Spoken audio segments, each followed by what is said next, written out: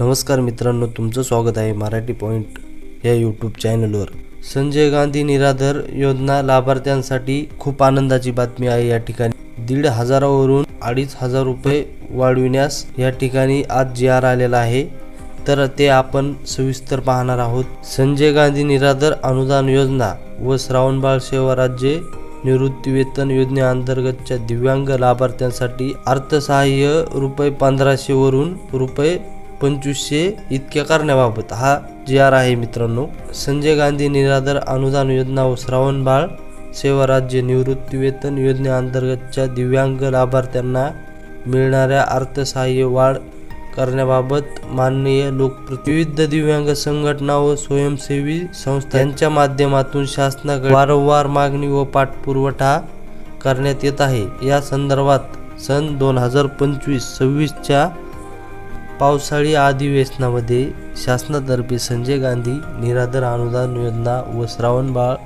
सेवा राज्य निवृत्तीवेतन योजनेतील पात्र दिव्यांग लाभार्थ्यांचे अर्थसहाय्य रुपये 1500 वरून रुपये 2500 रुपये इतके करण्याबाबत हे घोषणापत्र आहे मित्रांनो। त्या अनुषंगाने सदर योजनेअंतर्गत पात्र दिव्यांग लाभार्थ्यांना देण्यात येणारे अर्थसहाय्य रुपये 1,500 वरून 2500 इतके करण्याची बाब शासनाच्या विचाराधीन होती।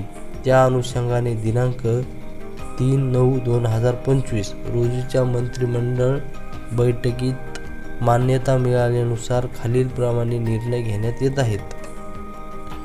हे बघा, या ठिकाणी संजय गांधी निराधार अनुदान योजना व श्रावणबाळ सेवा राज्य निवृत्तीवेतन योजनेतील दिव्यांग लाभार्थ्यांचे मासिक अर्थसहाय्य रुपये 1,500 वरून दरमहा 2500 रुपये करण्यास याद्वारे शासन मान्यता देण्यात येत आहे। या योजनेतील लाभार्थ्यांना अर्थसहाय्याचे वितरण सर्वसाधारण अनुसूचित जाती, अनुसूचित जमाती प्रवर्गातील करण्यात आलेल्या तरतुदीमधून करण्यात येईल।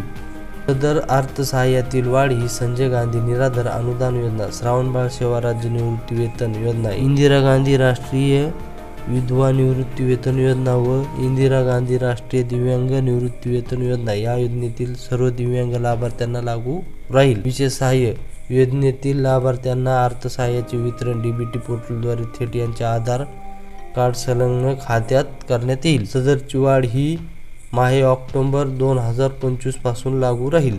तर मित्रांनो, व्हिडिओ आवडला असेल तर व्हिडिओला लाईक करा आणि चॅनलला सबस्क्राईब करा। धन्यवाद।